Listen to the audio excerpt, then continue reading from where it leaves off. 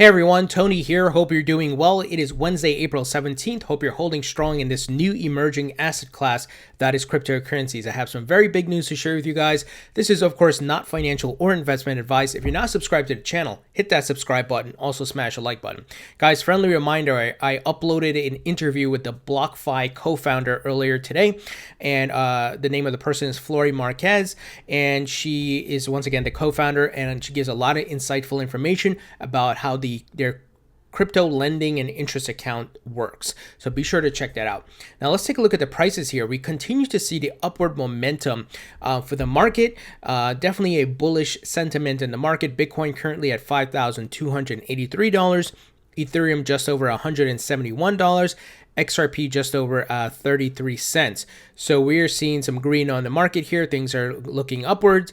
So let's hope this trend continues. I will personally believe it will. That we'll see a $6,000 Bitcoin by the end of April. Now I'm making an educated guess. We're looking at probabilities here, not certainties. So just keep that in mind. There could be unforeseen variables that happen, FUD that drives the market down, or just some negative news, or even a whale decides to dump on the market. These are some of the things that could affect a very young market that we're in right now. We're very early. Now, moving ahead, we continue to see the investing into the crypto market, whether that be buying the actual crypto or investing in the hardware or software or services that are being built out for the growth of this new asset class. Well, Bolt Labs, which works on the providing blockchain solutions for things like the Lightning Network, which Bitcoin will certainly need for scaling, right? They received a round of funding, $1.5 million seed round. And guess who it was from? Ripple. This is interesting. Ripple Xpring initiative, which is the investment arm of Ripple, invested in a platform that is working to build a Lightning Network for Bitcoin. But as we know, the Xpring initiative is not only providing funding, but their goal is to get XRP injected into the respective technology and increase the use cases and utility of XRP. You guys have seen my interview with Omni, the CEO and founder of Omni, who they got Ripple Xpring initiative funding and they started the integration of XRP.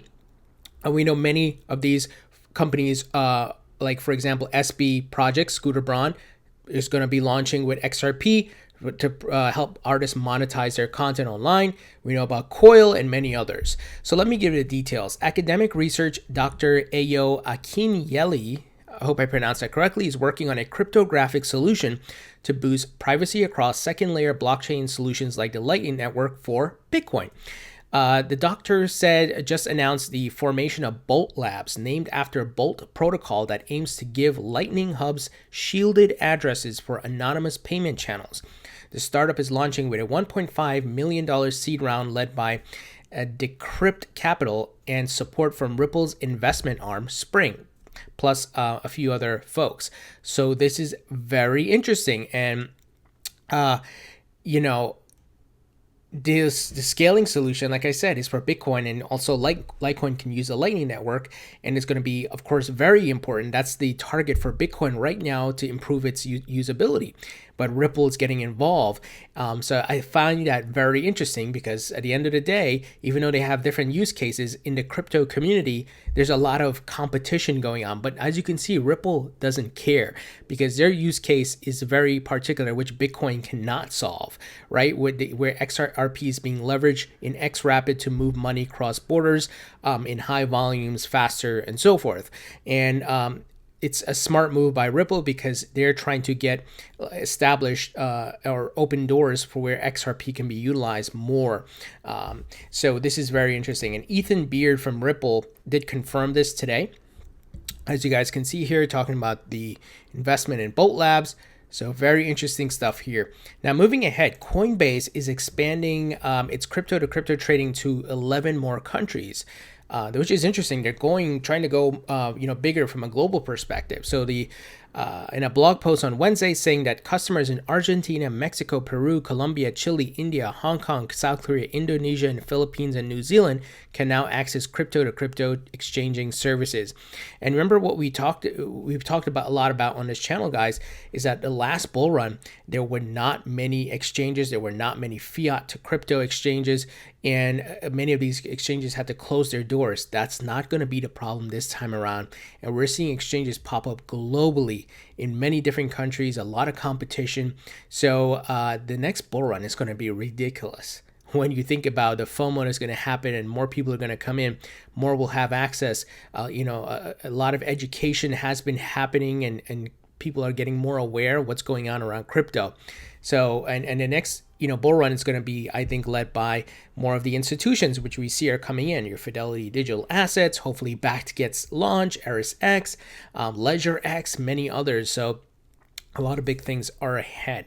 Now, speaking of big money, guys, the Chicago trading tech firm is partnering with BitMEX to unleash crypto derivatives on professional traders. As you guys know, on BitMEX, you can do longs and shorts and a lot of different derivative tradings.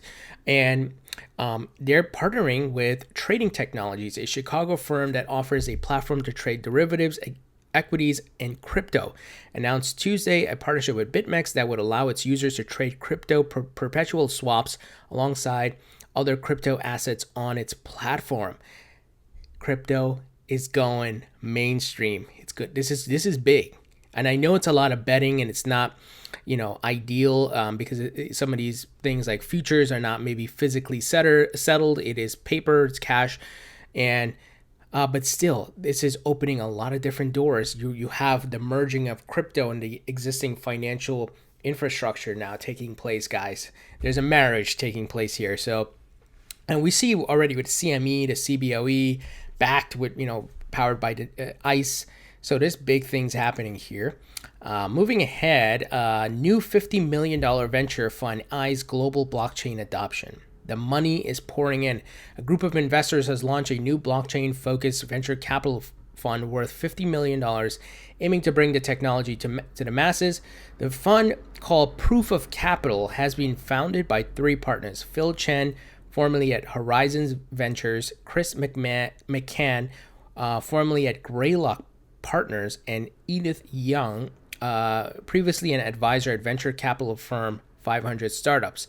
So this is interesting. Proof of Capital will invest in early stage startups that focus on several areas in blockchain ecosystem, including remittances, custody, and wallets, as well as security and identity, according to the announcement Wednesday. Now, I always bring this question to you guys. Do you think these people are putting in millions of dollars to lose it? Investing millions of dollars into a fad, into something that some people call a Ponzi scheme or fake money or whatever, right? Magic internet money. No, they see the disruptive technology. And this is where early adopters can benefit and be big winners, right? Because you see what's happening. You see the disruption that's coming and the change that's taking place. And crypto and blockchain is certainly disrupting many things. So moving ahead here, Routers here reported Japanese regulators introduced new rules regarding exchanges' cold wallets. So we've talked about Japan a lot. They're very crypto friendly. Bitcoin is a legal currency there. And the Japanese Financial Services Agency will reportedly introduce new rules regarding cold wallets for storing cryptos to crypto exchanges.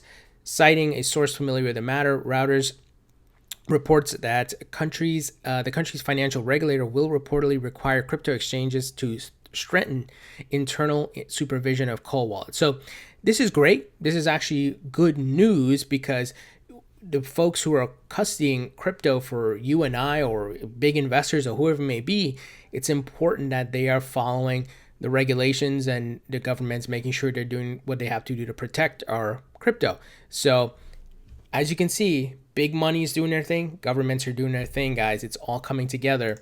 Huobi Global. So we got an announcement here. Credit and debit card payments are now available on Huobi OTC. So over-the-counter trading.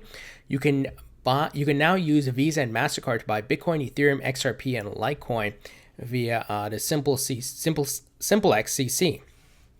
So this is for their over-the-counter trading. This is big. Moving ahead, CoinMarketCap releases crypto data apps for Android and iOS. Now, I used to use Live Coin Watch a lot, but I noticed some discrepancy with the data recently. So I've just been using CoinMarketCap here just for simplicity's sake, and I'll check back on Live Coin Watch to make sure everything's working. But at the end of the day, even though CoinMarketCap has their issues and problems, and some people don't like them, they are pretty much the biggest price aggregator site out there, and they have released apps. So this is a big move for them because people are checking prices and they want to go to a resource that they can use. So big move on their end. Moving ahead here, Microsoft Ethereum Group launched token building kit for enterprises.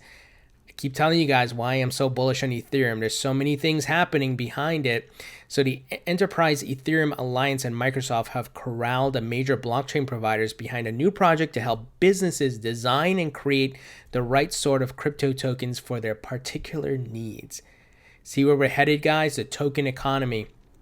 The EEA, Enterprise Ethereum Alliance, which is focused on creating standards and specifications for business users interacting with Ethereum technology, stress it is merely the host for the so-called token taxonomy initiative, an entirely Catholic and technology neutral project which crosses Ethereum, Hyperledger, R3's Corda, and digital assets DAML.